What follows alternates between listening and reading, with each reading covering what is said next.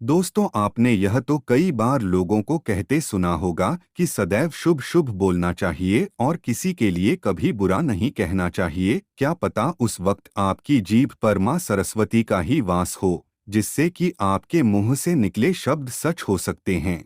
अब इसके पीछे की सच्चाई है क्या है, और क्या सच में दिन भर का कोई समय होता है जिस वक्त की हमारी जीभा पर मां सरस्वती का वास होता है। यही हम जानेंगे मिलकर आज की इस वीडियो में। तो नमस्कार और इस स्वागत है आप सभी का हमारे इस YouTube चैनल गरुड़ धर्मार्थ पर। मां सरस्वती, जिन्हें विद्या, बुद्धि, ज्ञान एवं विवेक की देवी कहा जाता है। दोस्तों, इस अंधकारमय जीवन से इंसान को सही राह पर लाने का सारा बीड़ा सरस्वती मां के कंधों पर ही है। मां सरस्वती देवी मनुष्य समाज को महानतम संपत्ति ज्ञान संपदा प्रदान करती हैं। मान्यता है कि ब्रह्मा जी ने सृष्टि की रचना करने के बाद मनुष्य की रचना की, और मनुष्य की रचना के बाद उन्होंने अनुभव किया कि केवल इतने से ही सृष्टि को गति नहीं दी जा सकती।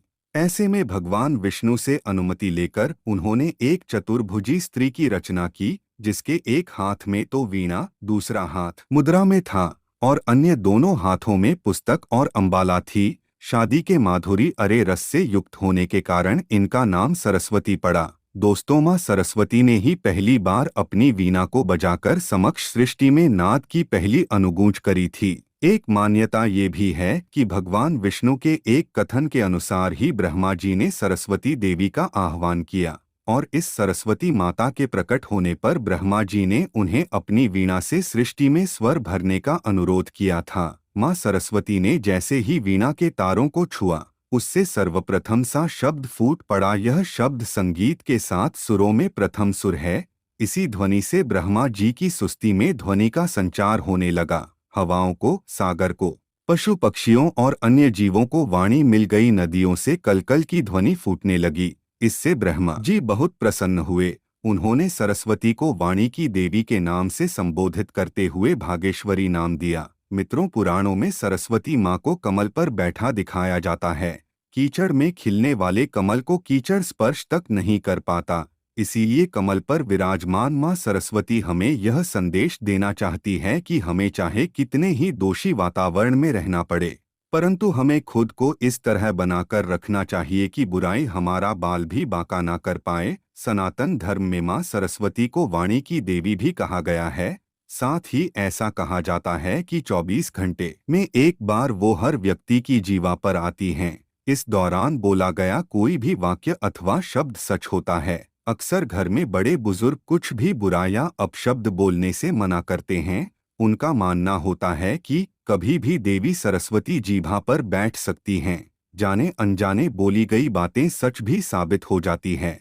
और मित्रों, ये कोई कोरी कल्पना नहीं बल्कि प्रामाणिक सत्य है। किसी के बारे में कभी ना तो बुरा बोले और ना ही कभी बुरा सोचना चाहिए। माँ सरस्वती कब जीभा पर आ जाएं कुछ कहा नहीं जा सकता। एक मान्यता के अनुसार रात को 3:10 से 3:15 का समय सर्वोत्तम माना जाता है। 5 मिनट के बीचों बीच में बोली गई कोई भी बात अवश्य सिद्ध होती है। ऐसी मान्यता है कि अगर सरस्वती माँ की सच्चे मन से पूजा की जाए तो वो भी अपने भक्तों पर जरूर प्रसन्न होती है और उसे विद्या और बुद्धि की प्राप्ति होती है।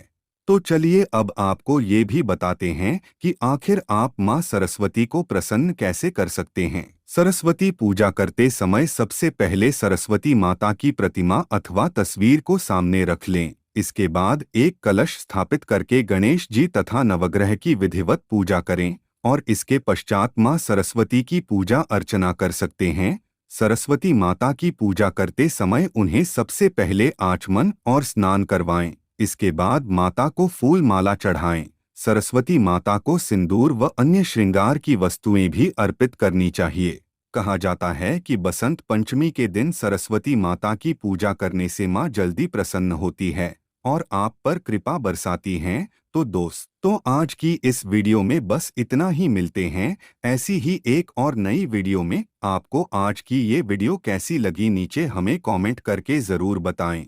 और अगर आज की यह वीडियो पसंद आई हो तो इसे लाइक और शेयर करना हरगिज़ न भूलें। तो फिलहाल आज के लिए बस है इतना ही। आखिर तक बने रहने के लिए धन्यवाद।